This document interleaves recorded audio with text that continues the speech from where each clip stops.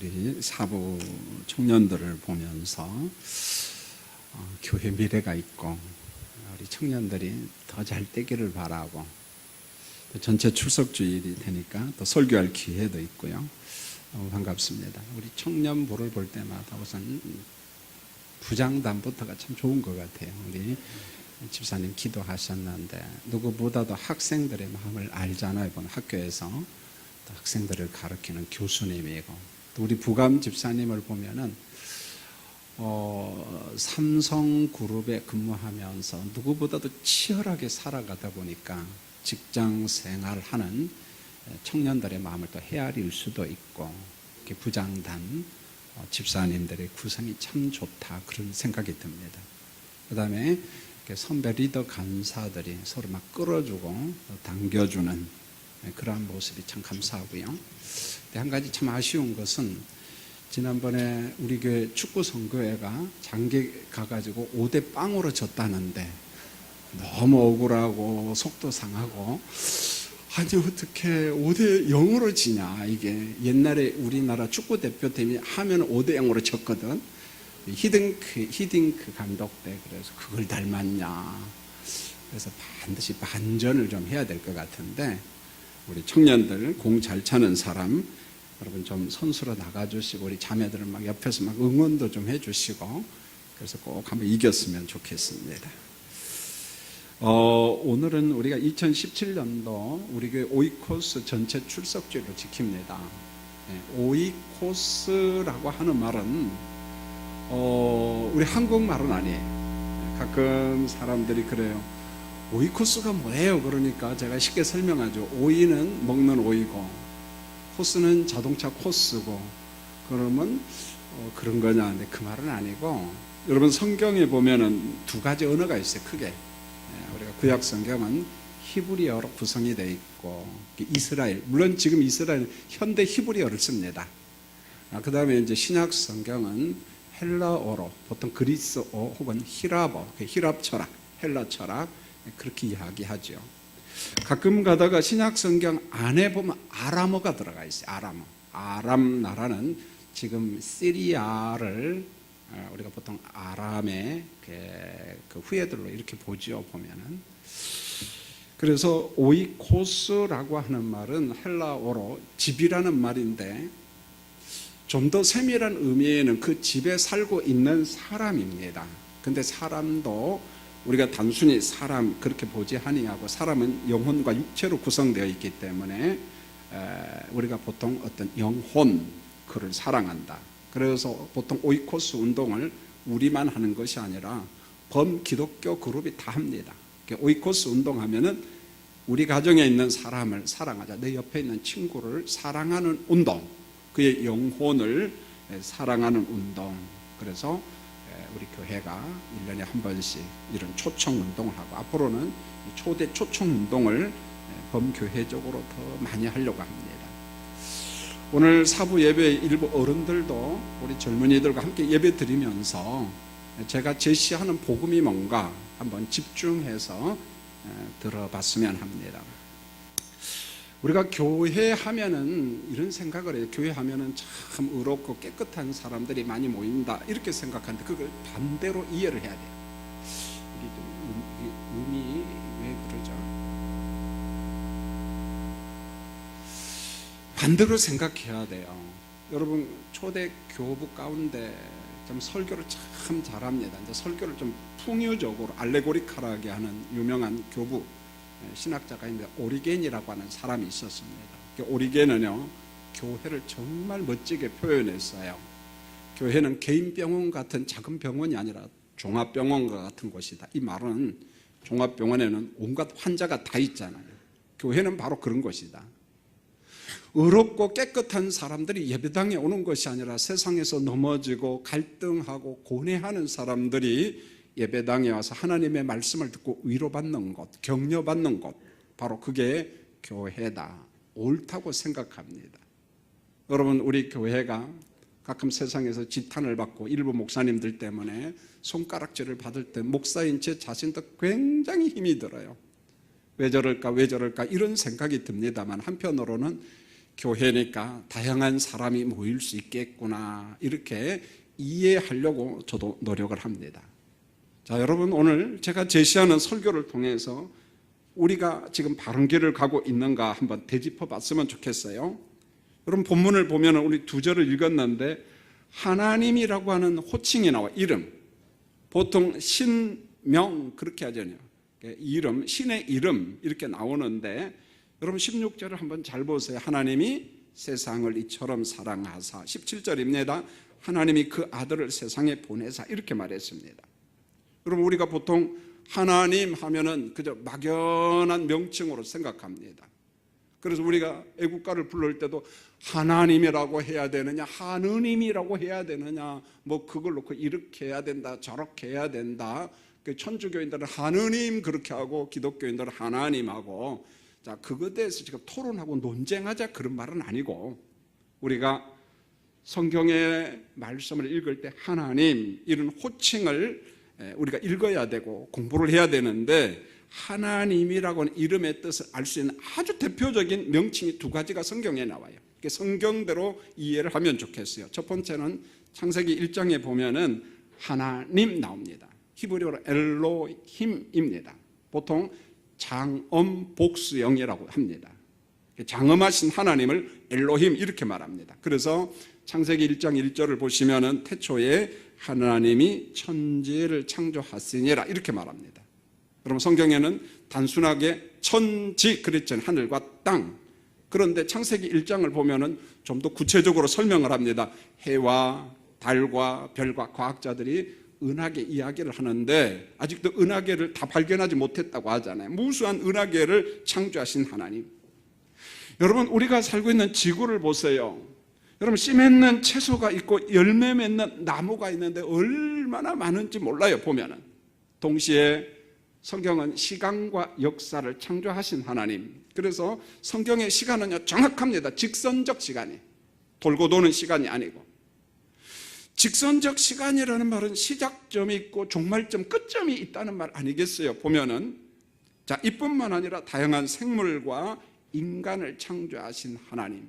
여러분, 하나님의 배려하심이 참 오묘합니다. 인간들이 먹을 수 있는 의식주를 전부 다 만들어 놓고 인간을 창조하고, 야, 잘 먹고 잘 살아라. 이게 성경의 구조입니다. 여러분이 성경을 읽다가 설교 시간에 여러분의 담당 목사님을 통해서 설교를 듣다가 목사님이 하나님 하면은 여러분들이 얼른 엘로힘 그렇게 받아들이고 이렇게 이해를 하면 좋아요. 하나님 하면은 우리 하나님은 우주와 만물과 인간을 창조하신 하나님이다, 그런 말입니다. 그래서 하나님 이렇게 호칭이 나오면 우주, 만물, 인간을 창조하신 하나님, 창조의 포커스, 초점이 있다는 거예요. 하나님, 엘로힘 그런 말을요.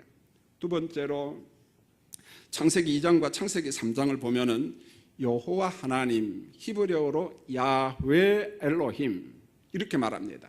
야훼 엘로힘.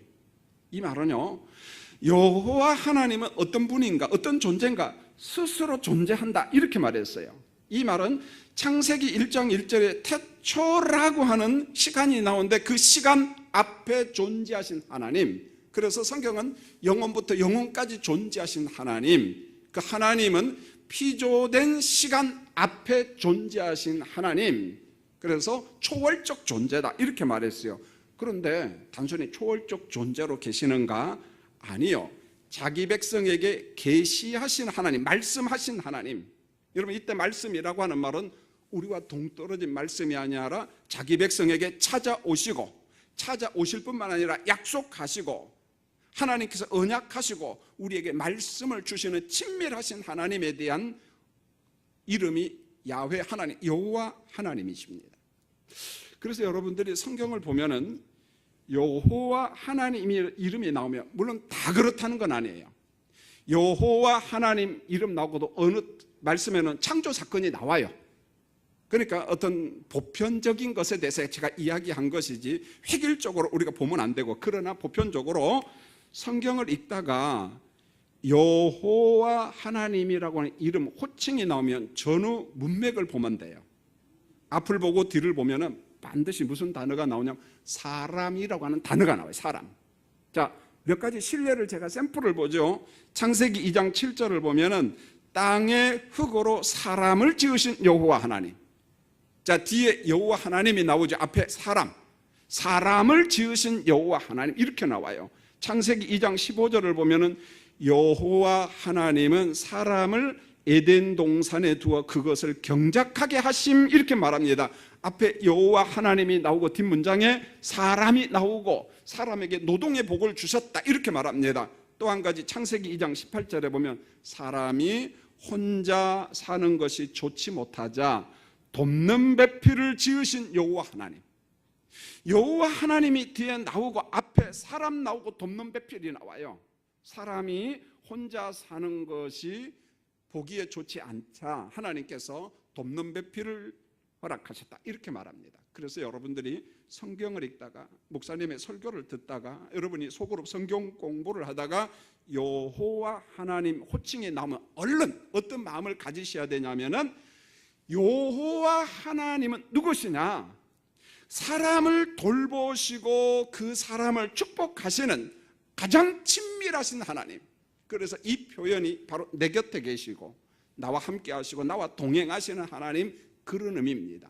여러분, 하나님과 여호와 하나님이 따로따로 다 다르다 그런 말이 아니고 똑같은 존재로서 하나님인데 그 하나님이 어떤 분인가를 이 호칭, 이름을 통해서 우리에게 정리해 주고 있는 거예요. 그래서 하나님 하면 창조를 기억하면 좋고 여호와 하나님 하면 사람, 바로 나와 함께 하시고 저 멀리 계신 하나님이 아니라 바로 나와 함께 하시는 하나님, 그렇게 이해를 하면 되는 거예요.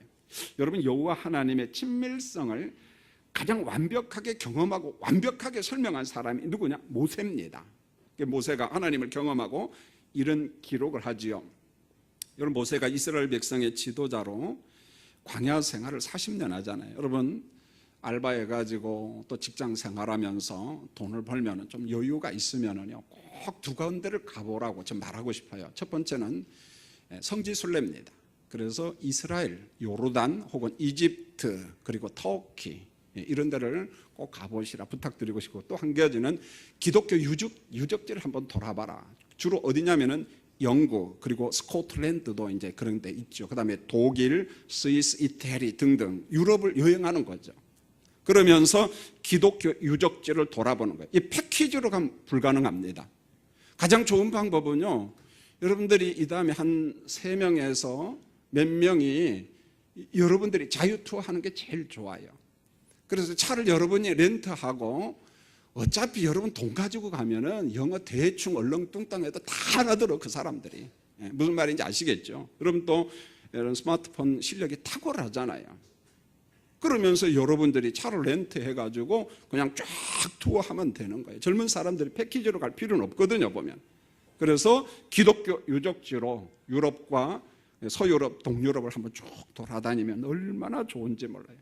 그런데 여러분, 우리가 광야 생활을 한다, 사막을 지나간다, 여러분 얼마나 힘든지 몰라요. 그래서 죽음과 같은 광야 40년을 생활하면서 모세가 어떤 분을 경험했냐면 친밀하신 하나님을 경험을 합니다. 하나님을 경험할 때 저 멀리 계시는 하나님 그렇게 경험하지 않고, 우주 만물을 창조하신 하나님 그렇게 경험하지 아니하고 하나님은 바로 내 옆에 계신다, 이걸 경험을 해요. 여러분, 대단히 중요합니다. 참 아름다워라, 우주 만물을 창조하신 하나님, 그 하나님을 고백해야 되지만은 정말 중요한 게 뭐냐, 나와 내 옆에서 내 인생 속에 함께 하시는 하나님 여호와를 경험해야 되는데, 모세가 뭐라고 이야기합니까? 신명기 1장 30절로 33절에 보면은 이렇게 말합니다. 적군이 앞에 있을 때 자기 백성을 위해 싸워주시고, 여러분 이걸 추상적으로 보면 안 돼요. 여러분, 애굽에서 나와서 광야 생활을 하는데 광야 백성들은 훈련받은 사람들이 아니에요. 정규 균인이 아닙니다. 그런데 그들 앞에 나타난 족속들은요 정규 균인이에요. 싸우면요 100점 100패입니다. 자, 이와 같은 환경에 있을 때, 적군이 앞에 있을 때 자기 백성들을 위해서 싸워주시고, 이겁니다. 두 번째로, 위험 가운데 있을 때 품에 안으시고, 이 단어는요 어머니 품을 생각하면 됩니다. 어린 자녀가 무서워해요. 위기 가운데 있을 때 엄마 하면 엄마가 품에 안으면 애는요 두려워하지 않습니다. 심지어는 어린아이는 엄마 품에서 잠을 잡니다. 바로 그거예요. 우리가 위험 가운데 있을 때 품에 안으시고, 여러분 광야 사막 보세요. 낮에는 얼마나 더운지요. 대한민국의 35, 6도, 40도, 이거 햇빛 내리쬐도 이건 아무것도 아니야. 좀 막 습기가 있어요. 막 내리쬐입니다. 따가울 정도입니다. 따가울 정도. 그런데 반대로 밤에는 춥잖아요. 이런 밤에는 불로, 낮에는 구름으로 자기 백성의 갈 길을 선하게 인도하신 여호와 하나님, 이게 모세가 여호와 하나님에 대한 고백이요, 간증이요, 경험입니다. 여러분, 우리가 젊었을 때 이론적으로 접근한 게 좋아요. 그러나 반드시 성경에서 말씀하신 하나님을 내가 100% 다 경험할 수는 없지만 경험해야 돼요. 간증해야 된다는 거예요. 여러분, 살다 보니까 작은 고통, 큰 고통 있잖아요. 그럴 때 어떻게 할래요? 부모님, 물론 어머니, 아버지가 살아계시면 도울 때까지 돕습니다. 이게 부모의 참 아름다움이에요. 형제들, 아니요, 형제들은 한두 번 도움을 구하다가 자꾸 요청하면은요, 형제들도요, 사이가 멀어져요, 보면은요. 그럼 어디로 갈까요? 갈 곳 없잖아요. 그런데 성경은 말씀합니다. 바로 그때 여호와 하나님 앞에 간청하라. 하나님, 제가 아파요, 제가 힘들어요. 오늘도 일부 예배 우리 교회 박 집사님 연세가 참 많습니다. 고려대학 병원에서 지금 암으로 항암 치료받고 오늘 또 입원했습니다. 예배 드리고 간 거예요. 우리 교회 암 환자가 참 많습니다. 뇌경색, 뇌질환 환자도 참 많고요. 여러분, 이런 중환병을 안고 살아간다. 그 외로움과 고독은요, 상상을 초월합니다. 가난도요, 잠시 가난은 참을 만해요. 그런데 10년, 15년, 20년 지긋지긋합니다. 가난이요. 얼마나 힘이 드는지 몰라요. 자, 그럴 때 어떻게 할까요? 저 멀리 계신 하나님, 뜬구름 잡는 하나님이 아니라 바로 여호와 하나님, 야훼 하나님, 내게 좀 은혜 주시고 내 인생을 좀 돌아봐 주시고 나를 좀 만져주시고 좀 나를 좀 위로해 주세요. 하나님의 만져주심이 없다면요, 우리가 살아간다는 게 너무너무 힘들어요. 얼마나 힘든지 몰라요. 그래서 그 외로움을, 고독을 극복하지 못하고 자살하는 사람도 있잖아요. 저는 자살을 갖다가 막 정죄하고 판단하고 막 그러지 않습니다. 조심하지요. 그 가정에 상처받지 않도록 굉장히 조심하려고 노력합니다. 다시 보세요. 이처럼 천지와 인간을 창조하시고 우리의 작은 고통까지 듣고 응답하시는 하나님은 어떤 분인가? 어떤 분인가? 여러분, 16절을 한번 볼까요? 몇 사람 눈을 감고 설교 듣는 사람이 있는데, 자, 눈을 뜨는 길은 글을 읽는 길밖에 없습니다. 자, 스크린을 보면서 16절 같이 한번, 나왔네요. 자, 읽겠습니다. 시작. 하나님이 세상을 이처럼 사랑하사 독생자를 주셨으니 이는 그를 믿는 자마다 멸망하지 않고 영생을 얻게 하려 하심이라. 우리가 잘 알잖아요. 하나님이 뭐라고 이야기했습니까? 세상을 이처럼 사랑하사 독생자 예수 그리스도 성자를 이 땅에 주셨으니 이는 그를 믿는 자마다 멸망치 않고 영생을 얻게 하려 하심이라. 그럼 하나님께서 이 세상 어떤 방식으로 사랑했느냐는 거예요. 어떤 방식으로 어떻게 사랑했느냐. 여러분, 17절을 다시 한번 읽어볼까요? 시작. 하나님이 그 아들을 세상에 보내신 것은 세상을 심판하려 하심이 아니요 그로 말미암아 세상의 구원을 받게 하려 하십니다.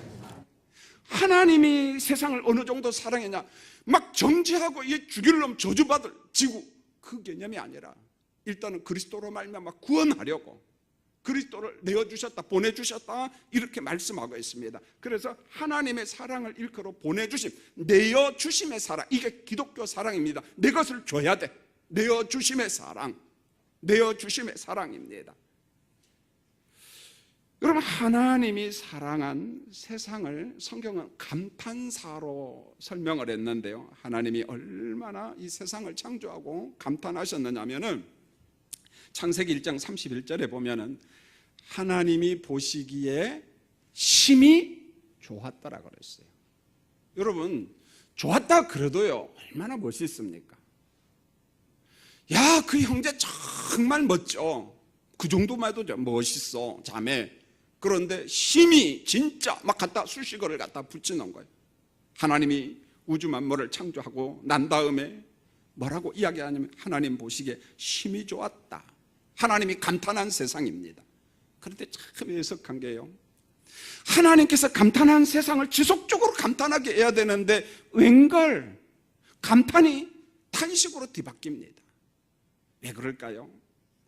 인류의 대표인 아담과 하와가 죄를 범함으로 말미암아 탄식하는 세상이 되고 맙니다. 감탄이 탄식으로 바뀌었습니다. 여러분, 이 세상의 탄식을 갖다가 성경이 이렇게 말해요. 로마서 8장 22절에 보면 심지어는 피조물도 탄식하는 세상이다, 그렇게 말해요. 피조물, 우리 옆에 있는 모든 피조물이 탄식한다, 그런 말입니다. 이게 무슨 말일까요? 인간이 타락하니까, 인간이 범죄하니까 자연 생태계도 탄식하고 환경도 오염이 되고요. 신기합니다. 사람한테 개방을 딱 하면은요, 그 생태계 얼마 못 갑니다. 파괴됩니다. 그러니까 가는 길을 갖다가 만들어 놓고 그 길 밖으로는 가지 마세요, 이 길로만 가서 그러잖아요. 보면 생태계를 보존하려고요. 여러분, 귀에 있으면은 우리 청년들도 주일 예배 다 마치고 이렇게 은흥에 한번 가보세요. 보면은요, 그러니까 저 뒤로 돌아가는 은흥 말고 안에 들어가면은요, 그 산꼭대기까지 갈 수 있는 둘레길을 만들어 놨는데 참 잘 만들어 놨어요. 저희 부부는 가끔 갑니다. 성북구 산다고 하면 주민등록증 500원, 주민등록증 없이 가면 1,000원이면 돼요. 65세 이상 된 사람은 공짜. 여러분들 65세 되려면 아직 한참 멀었죠. 은혜 아직 멀었지?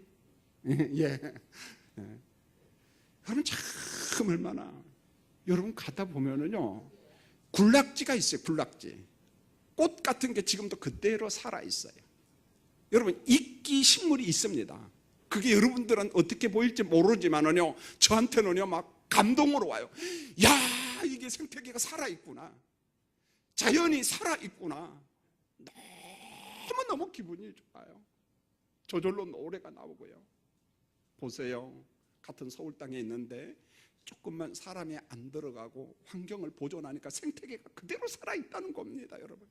그런데 오늘 보세요, 인간이 타락하니까 피조물도 탄식한다는 거예요. 이게 무슨 말입니까? 나 죽겠다는 거예요. 우리말로 바꾸면 피조물을 의인화시켜 버리면 돼요. 야, 나 죽겠다, 사람들 때문에. 그래서 로마서 8장에 보면은 피조물이 고대하는 게 뭔 줄 아세요? 인간들아, 예수 좀 믿어라, 그런 말이에요. 예수 안에서 환경이 회복된다는 말입니다. 그래서 진정한 환경운동이요, 예수밖에 환경운동이 아니라 예수 안에 환경운동입니다. 예수 안에 환경운동, 생태계가 회복이 된다는 거죠. 그러면 왜 이런 절망과 탄식이 왔는가? 본래 하나님은요, 에덴 동산에 생명나무를 심고 열매를 맺게 하고 그걸 갖다가 영원히 먹고 영생복락을 누려라, 순종하면서 영생의 복을 누려라, 하나님이 주신 축복입니다. 하나님이 인간에게 주신 자유의지를 가지고 그렇게 하면 돼요. 그런데 인간의 행동이 반대로 나타나요. 그래서 성경은요, 인간을 낙관적으로 보지 않아요. 하나님의 실정법인 금지명령법을 갖다가 범해버려요. 창세기 2장 17절, 선악을 알게 하는 나무의 열매를 먹지 말라, 내가 먹는 날에는 반드시 죽으리라. 인간의 자유는 책임이 있다는 거예요. 인간의 책임성에 대한 말씀이에요. 괜히 하나님께서 선악과 열매를 만들어서 왜 따먹게 했지? 그게 아니고 하나님이 인간에게 책임, 자유의지를 줬는데 책임지는 인간으로 만들었다는 거예요. 우리 자유의지가 그거예요. 책임감이 너무너무 중요합니다. 여러분, 첫 번째 사람 아담은요, 인류의 대표자로서 아담이라는 거예요. 홀로 아담이 아니라는 거예요. 땅에 있는 모든 사람들은 아담에게 속했다는 거예요. 여러분, 성경은 족보를 무시하지 않아요. 그래서 이 족보를 추적하다 보면은 결국은 처음이 누구냐? 아담이라는 거예요. 그래서 아담 안에 속한 인류, 이렇게 성경에 나와요. 그런데 그 아담이 금지 명령을 범한 결과 로마서 3장 23절에 이렇게 말합니다. 아담 안에 속한 사람들이, 아담 안에 속한 모든 사람이 죄를 범하였음에 하나님의 영광에 이르지 못하되. 아니, 아담만 죄를 범했지, 목사님 난 죄 안 범했어요. 천만의 말씀이요. 성경은 그렇게 말하지 않아요. 아담 안에 속한 모든 사람들, 아니, 죄가 역사 속에 들어왔어요. 죄가 시간 속으로 뚫고 들어왔어요. 그래서 로마서 6장 23절에 보면 죄의 싹은 사망이다. 그런데 성경에는요, 사망을 세 가지로 이야기합니다. 첫 번째가 뭔가 하냐면 영적 사망이에요. 하나님과 소통이 안 된다는 거죠. 달리 말하면 여호와 하나님, 삼위일체 하나님 모른다는 거예요. 안 믿는다는 거예요. 두 번째로 우리가 늘 볼 수 있는 육적 사망이에요. 우리 호흡이 멈추는 겁니다. 그래서 히브리서 9장 27절에 한 번 죽는 것은 사람에게 정하신 것이요 이렇게 말했어요. 세 번째 정말 무서운 마지막 사망, 둘째 사망이에요. 둘째 사망. 요한계시록 20장 14절로 15절에 보면 하나님의 생명책에 이름이 없는 영혼들이 들어가는 마지막 불문. 그래서 게헨나라고 이야기하는, 원래는 게헨나는 골짜기인데 거기에 막 사람 시체를 갖다 버리고 쓰레기 같은 것을 버리는 그런 골짜기거든요. 그래서 그렇게 비유적으로 이야기합니다. 음부, 지옥, 불못 이렇게 표현합니다. 그런데 오늘 설교를 보세요. 요한복음 3장 16절에 하나님이 세상을 이처럼 사랑하사, 그럼 이 말씀의 의미가 뭐냐는 거예요. 하나님이 세상을 이처럼 사랑하사, 이 말은 첫째 사망에 해당된 사람에게 주는 거예요. 영적으로 죽은 사람들에게 하나님께서 굿뉴스, 기쁨의 소식을 전해주고 있는데 그게 뭔가 하냐면은 하나님은 하나님이 세우신 지상교회를 통해서 사람들에게 구원의 복음, 생명의 복음, 사랑의 복음을 전달해 주고 있어요. 생명의 복음을 교회를 통해서, 주님의 몸된 교회를 통해서. 그러면은 그 복음이 뭔 줄 아세요? 위에 계신 하나님, 성자 예수 그리스도가 땅으로 왔어요. 여러분, 성경에는 종종 이원론적 구조가 나와요. 성경 자체가 이원론적 구조가 그 말 아닙니다. 왜냐하면 독자, 하나님의 말씀을 듣는 독자가 헬라 사람이 많았어. 그러니까 헬라 철학 자체가 이원론적 구조잖아요. 그래서 헬라 철학은 영은 선하고 육은 더럽다 그 말이에요. 하늘은 선하고 빛은 깨끗하고 이데아의 세계는 깨끗하고 선하고, 땅, 몸뚱아리, 이것은 모조품, 가짜, 어둠, 흑암, 전부 다 그런 논리잖아요. 그러니까 헬라 철학적 구조, 플라톤적 구조 속에 살아가는 사람들에게 성경이 복음을 전하는데, 위에 계신 하나님이 땅에 오시고 어둠, 흑암이 왔다. 왜 왔느냐? 흑암 속에 있는 영혼들을 살려내기 위해서. 그럼 살린다는 게 뭐냐? 그리스도를 믿음으로 말미암아 땅에서, 흑암에서, 어둠에서 어디로 가냐? 빛으로 위로 올라간다는 거예요. 그래서 그리스도가 길이라고 이야기해요. 나는 길이요, 나는 진리요, 나는 생명이요, 그 말입니다. 내가 길이라는 거예요. 어디로? 아래서 위로 가는 길이라는 거예요. 아래서 위로 가는 생명이라는 거예요. 예수님이 그 설교를 하는 것입니다. 자, 여러분, 지상교회가 할 일이 정해져 있어요. 많지 않아요. 이미 죽은 영혼들에게는 할 일 없습니다. 이미 죽은 사람에 대해서는 우리가 아무런 고난이 없어요.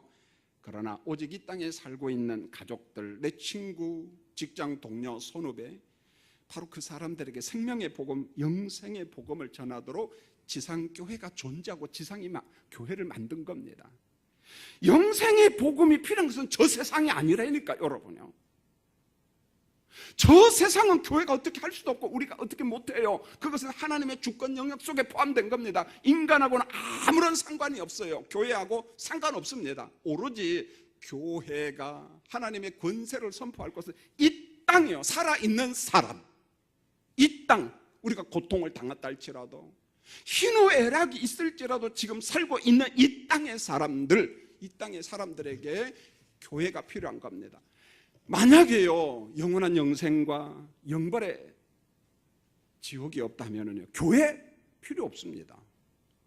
무슨 교회가 필요합니까?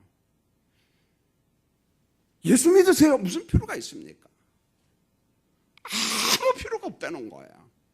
그러나 성경은 강조합니다. 영생의 나라가 있고 영벌의 나라가 있기 때문에 초대하라, 초청하라, 와봐라. 예수 믿으세요. 간청하라, 간청하라. 그런 거예요. 여러분, 우리가 잘 아는 누가복음 17장에 보면 부자와 거지 나사로 이야기가 나옵니다. 비우니까 그것은 뜬구름 잡는 이야기다, 그렇게 말하지 않습니다. 예수님 비유의 특징은 사실에 근거한 진리 전달이에요. 단순히 비유라는 어떤 그러한 형식을 빌리는 거죠, 보면은. 여러분, 성경에 보니까 부자가 호화롭게 살아요. 호화롭게 살았다는 대표적인 게 보면 그게 옷이에요. 이집트산 비단 옷을 입고 호화롭게 삽니다. 아주 편안하게 살다가 죽었습니다. 그런데 반대편 사람이 나오는데 나사로입니다. 병든 몸을 안고 구걸하면서 살아요. 그런데 헌데라는 것을 보면 피부 환자 같아요. 굉장한 피부 질환인 거 보면 아마 피부암 같은 거 그런 종류로 봐도 될 것 같아요. 근데 정말 피곤한 인생을 살다가 죽었어요. 부자는 음부에 들어가고 거짓 나사로는 아브라함에 있는 곳으로 갔다 했을 때 조심할 것은 아브라함한테 갔다, 그 말은 아브라함이 소유한 하나님의 나라를 소유했다, 그런 말이에요. 자, 여기에서 어떤 민중신학적으로 접근하면 안 돼요. 젊은 사람들이요. 부자는 무조건 지옥에 가고 가난한 사람은 천당에 가고, 성경에 그런 논리 없습니다. 성경엔 부자도 있고 가난한 자도 있어요. 그러면 이 말씀의 의미는 뭐냐? 부자에 대한 평가는 하나님에 대한 믿음이 없었다, 그렇게 보면 되는 거예요. 하나님에 대한 믿음이 없었어요. 그런데 부자가 음부에서 고통을 당합니다. 이 고통당하는 것을 두 가지 그림으로 설명을 하는데요, 하나는 이렇게 나와요. 아버지 아브라함이요, 저 나사로를 보내서 그 손가락 끝에다가 물을 하나 좀 찍어가지고 내 혀를 좀 서늘하게 해주세요. 이 그림을 보면서 뭘 느낍니까? 저는 항상 군대 생활할 때가 생각나요. 전 1979년 5월 달에 논산 훈련 가서 훈련 받는데 막 보리가 있고 아카시아 꽃이 필 때예요. 근데 훈련 받다 보니까 너무 덥고 갈증은 나고, 그러니까 물을 주는데 소금물을 주니까 그 짜온 물을 어떻게 먹어요? 근데 그거 먹어야만이 탈수 현상이 안 생기는데, 그러니까 너무 갈증 나니까 훈련 받고 있는 옆에 동기들이 그저 땅바닥에 있는 고인물을 먹어요. 너무 갈증 나니까 뭐 이거 먹으면 배탈 난다, 먼탈 난다. 뭐 힘들 때는요 배탈이고 먼탈이고 없어. 보니까 없어. 배탈이고 먼탈이고 없어요. 이게 무슨 그림입니까? 갈증을 감당한다는 게 너무너무 힘들어요. 그 다음에 두 번째 그림이 나오는데, 아브라함이여, 세상에는 나의 5 형제가 살고 있습니다. 나의 5 형제, 이게 오늘 말씀의 키워드, 핵심입니다. 세상에는 나의 형제가 살고 있습니다. 그들이 이 고통받는 음부에 오지 않게 해주소서. 나는 왔지만은 제발 내 형제만큼은 이곳에 오면 안 됩니다. 좀 그렇게 해주세요. 근데 아브라함이 말을 합니다. 그들에게, 그러면서 모세와 선지자들에게, 이때 모세는 모세오경 말씀이에요. 그 다음에 선지자들은 예언서입니다. 여전히 말씀입니다. 땅에서 영생의 말씀을 전하는 교회가 있다. 하나님의 말씀을 전하는, 복음을 전하는 교회가 있는데, 교회가 전해주는 복음을 믿지 않는다면 죽은 사람이 살아서 가도 안 믿는다는 거예요. 우린 그러죠. 뭐 죽은 사람이 살아오면 내가 보고 믿겠다. 천만의 말씀. 하나님이 인간을 긍정적으로 보지 않아요. 타락한 인간을. 우리가 그러잖아요. 사실을 보고도 사실이 아니라고 거짓말한다고 이야기합니다.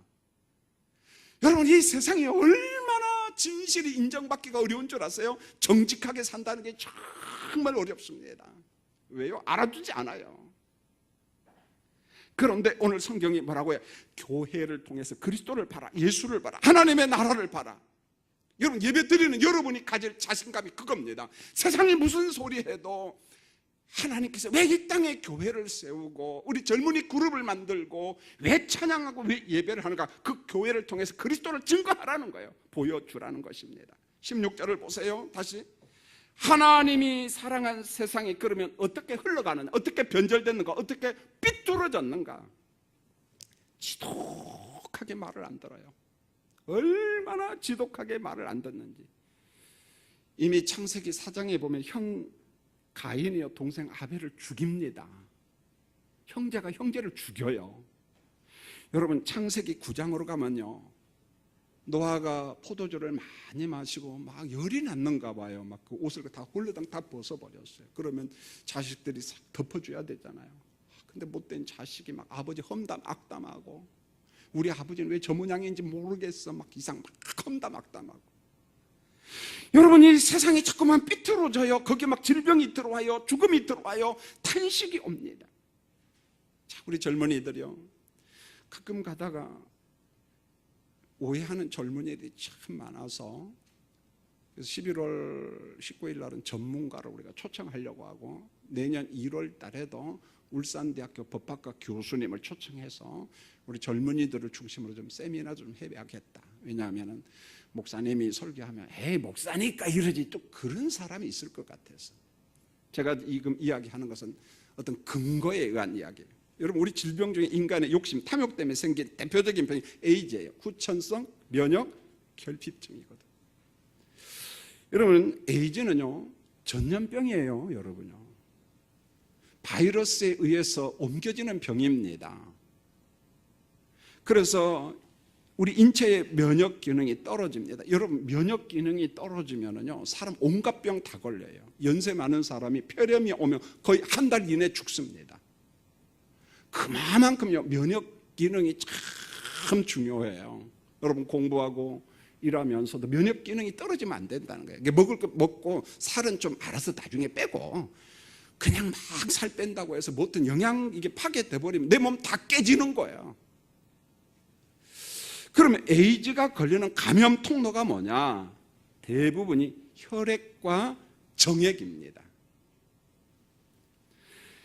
여러분, 이 죽음의 병인 에이즈를 감염시키는 대표적인 통로는 죄송하게도 이 남자들이 참 못됐어요.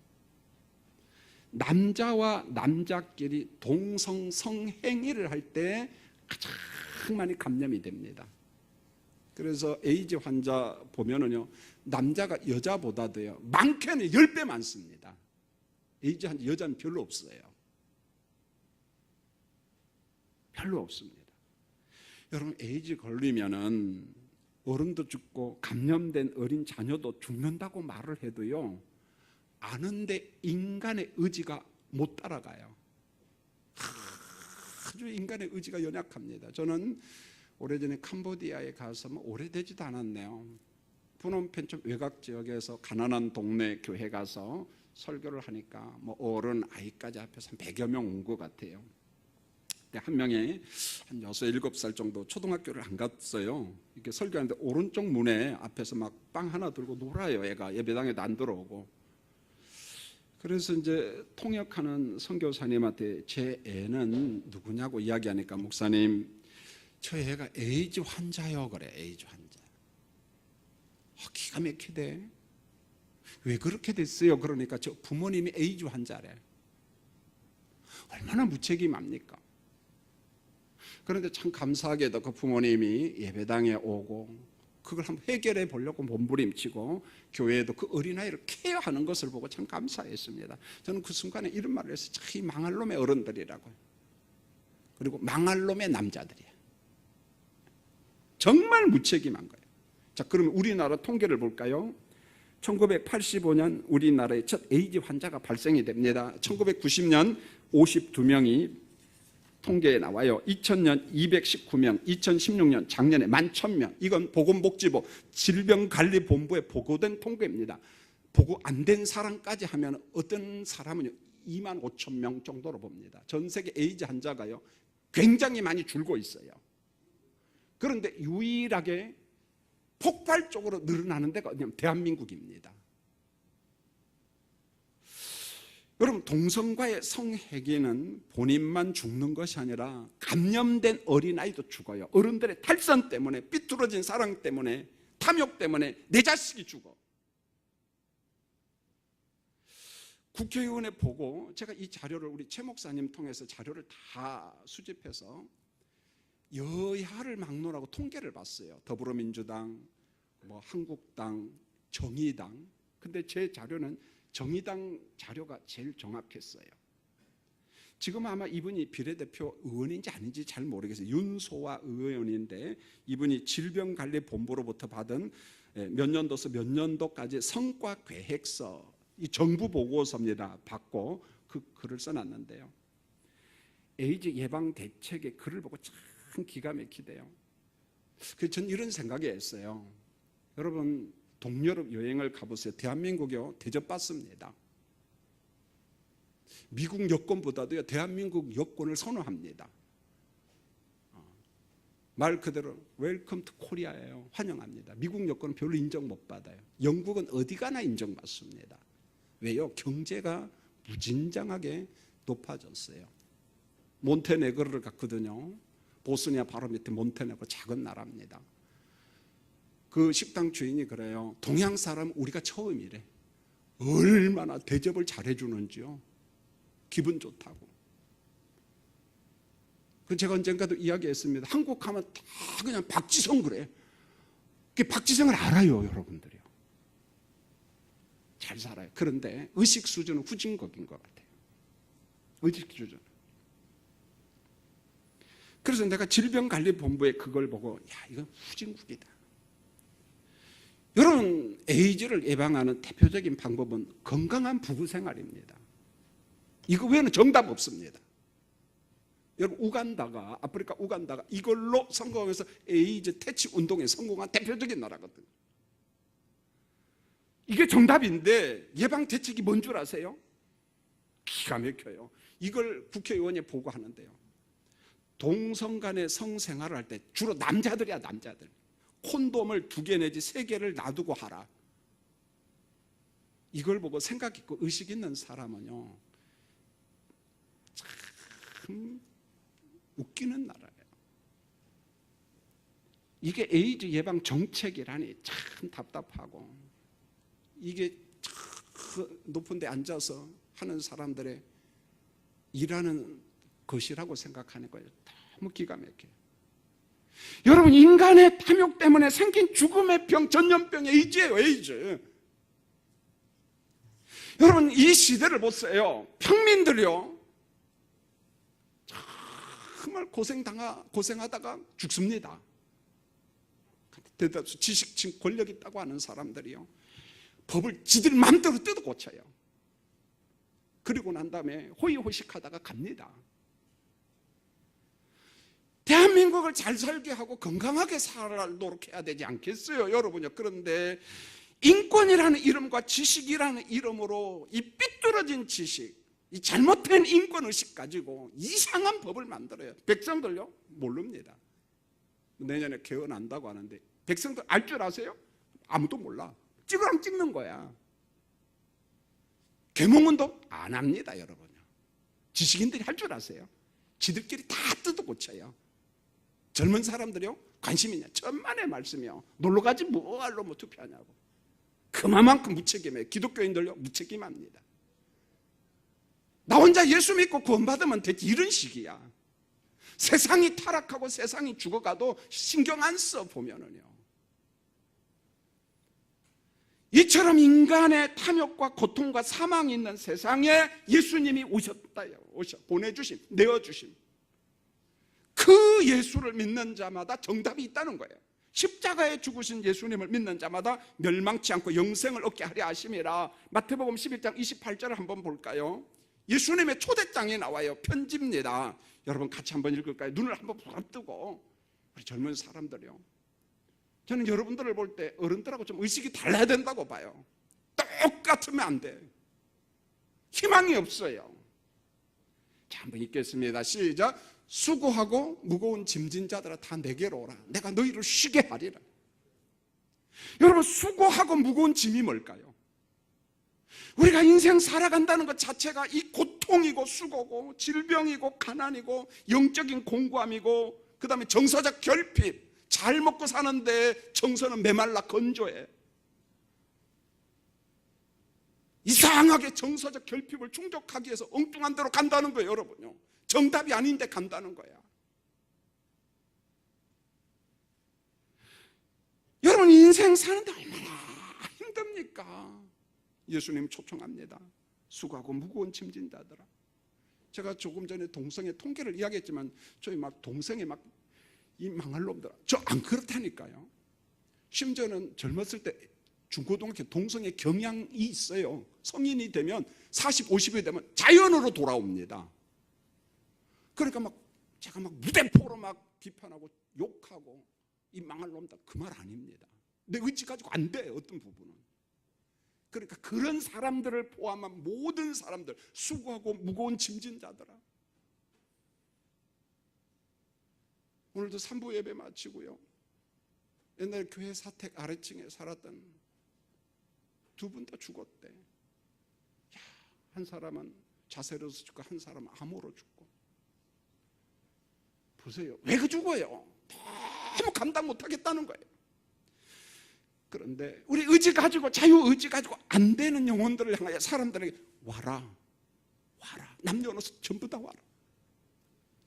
여러분 놀라운 것은요, 동성애자들이요 가장 피해를 보고 있다는 거예요. 정작. 그러면 그걸 이용하는 사람들이 누구냐? 문화인권이라는 이름으로 행사하는 사람들이죠. 저는 가끔 행사하는 놈들이라고 이야기합니다. 그들을 이용해 먹는 거예요.